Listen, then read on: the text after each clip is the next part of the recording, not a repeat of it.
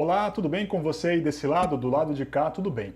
Eu vou continuar hoje a nossa série sobre conceitos de tecnologia que eu tenho chamado aqui de jargões de tecnologia, né? Por que jargões de tecnologia? Porque você usa em todo canto, às vezes todo mundo usa, tem um monte de especialistas sobre isso aí, né? E às vezes as pessoas não conseguem explicar de maneira fácil e objetiva para que você veja também se isso se aplica ou não na realidade do seu dia a dia, especialmente na realidade dos seus negócios. O tópico de hoje, né, o jargão de hoje que a gente vai falar é sobre blockchain. Esse aqui realmente é até meio difícil, é a segunda vez que eu estou gravando esse vídeo aqui para tentar explicar de uma maneira mais básica, de acordo com as anotações que eu fiz aqui. Lembra que eu falei nos episódios anteriores, né, sobre armazenamento de dados em nuvem, né, sobre Big Data? O blockchain, a gente considera ele, começa a entender a sua aplicabilidade nesse contexto, né? Porque nós temos aí vários dados, né? Temos vários dados circulando. E geralmente dados circulam por meio de transações. Então, por exemplo, eu sou uma pessoa que eu tenho cadastro, meu cadastro de pessoa física. Quando eu faço uma compra, dados da minha pessoa física e dados de informações financeiras e transferências de valores da minha conta bancária para a conta bancária do vendedor, eles vão circular aí por meio de transações. Então, todo dado, ele circula por meio de transações. Geralmente, né, a gente falando de num ambiente menor, né, tudo está armazenado numa única base de dados. Como eu falei lá quando eu falei sobre a computação em nuvem. Você tem um sistema na sua empresa, ele está armazenado lá no único banco de dados, no único arquivo lá no seu servidor, no único gerenciador de banco de dados no seu servidor, né? Mas, como eu disse, todo dado armazenado, ele tem um registro. Todo dado armazenado está lá registrado. Você tem uma linhazinha no banco de dados, como se fosse uma linha do Excel lá, com as minhas informações pessoais, com os meus dados, meu RG, meu CPF, enfim. E toda operação com dados, ela também gera registros. Por exemplo, quando eu faço uma compra, quando eu faço uma transferência bancária, tem lá um registro, né, uma linhazinha lá no banco de dados, que teve um débito de R$10 da minha conta bancária. Esse débito foi realizado por meio de uma transação que efetuou uma transferência e gerou um crédito na conta bancária da outra pessoa. Então também, toda operação com dados, ela gera registros.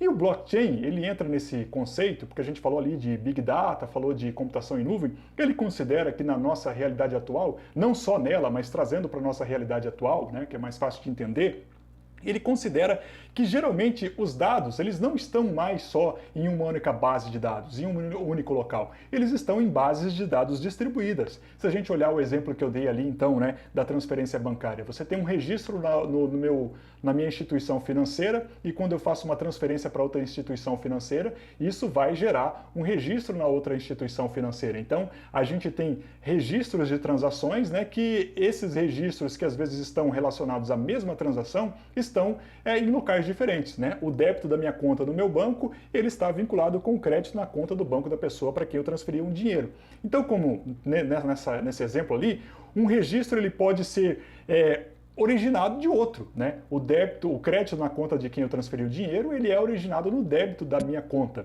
E esses registros, como eu disse também, podem não estar armazenados no mesmo lugar, né?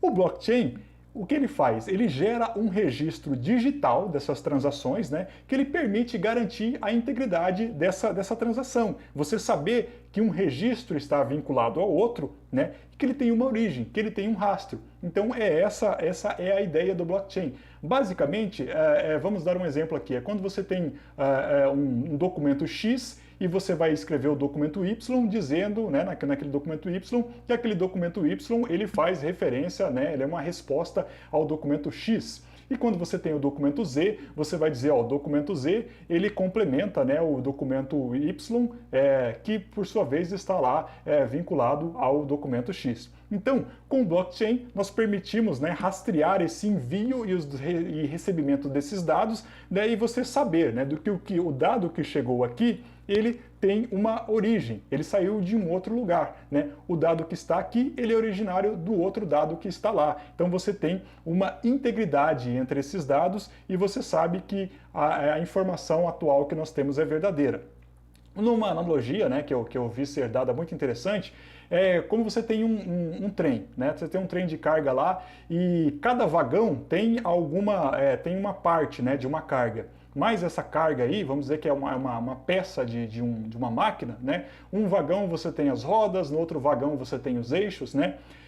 são dados, né, que estão em locais diferentes, mas eles pertencem a um único contexto. Né? Você não pode colocar, às vezes, a máquina inteira no único vagão, por isso que você precisa desmontá-la. E o blockchain, ele faz essa montagem, né? Ele valida que essas partes pertencem ao todo, então quando você vai encaixar a roda naquele eixo daquela máquina, você sabe, né, que aquela roda realmente pertence àquele eixo, porque existe aí uma validação entre as transações, né? Você sabe, então, que o documento A, ele dá origem ao documento B, e que o documento C é originário do documento B, que por sua vez deu origem ao documento A, da mesma forma que eu dei aquele exemplo, né? Quando eu tenho um débito na minha conta para fazer a transferência para uma outra conta, aquele crédito na conta da outra pessoa, que necessariamente pode não ser na mesma instituição financeira, ele teve origem numa transferência, né, que causou um débito na minha conta. É complicadão assim, mas eu acho que dá para entender, né? Um exemplo é que os cartórios hoje no Brasil começam, né, a utilizar isso para validar certidões. Vou dar um exemplo, quando a pessoa nasce, ela tem uma certidão aí de nascimento. Essa certidão de nascimento, como é que você valida que a criança, né, ela é filha realmente daquele pai, daquela mãe? Você tem a declaração de nascido vivo lá no hospital. E hoje já é usada, por exemplo, tecnologia blockchain, né, esses registros digitais, para você garantir que aquela certidão de nascimento, que aquele registro de nascimento está vinculado àquela declaração de nascido vivo que foi feito lá no hospital. Lá depois, por exemplo, quando a criança atinge a maioridade, ela vai se casar, né, quando o casal se casa, aquela certidão de nascimento, ela fica referenciada na certidão de casamento. E até que você deixa a sua própria certidão de casamento lá no cartório e é registrado lá, olha, que essas duas pessoas, nessa certidão de nascimento, de casamento aqui, ela é originada de duas pessoas que têm uma certidão de nascimento. Enfim, então é usado isso para validar certidões. Então, blockchain nada mais é do que uma maneira de registrar de forma digital que um dado ele teve origem em outro dado, que uma transação ela faz parte, como o próprio nome diz, de uma cadeia de transações que a gente consegue garantir, né, o vínculo entre essas informações, né, o vínculo de que realmente isso que está aqui é originário daquilo que está lá, né, realmente a origem das coisas, é o rastreamento das coisas. Beleza? Se você gostou desse conteúdo, continue nos acompanhando aqui no nosso podcast. Se você está vindo pelo podcast, não deixe de nos seguir, de nos favoritar na sua plataforma de áudio predileta. E se você está aqui no YouTube, né? Como eu disse, passamos de 10 mil inscritos. Se você ainda não é inscrito, se inscreva aqui no canal e também considere ser membro para apoiar o desenvolvimento desses conteúdos. Muito obrigado para você e até o próximo episódio.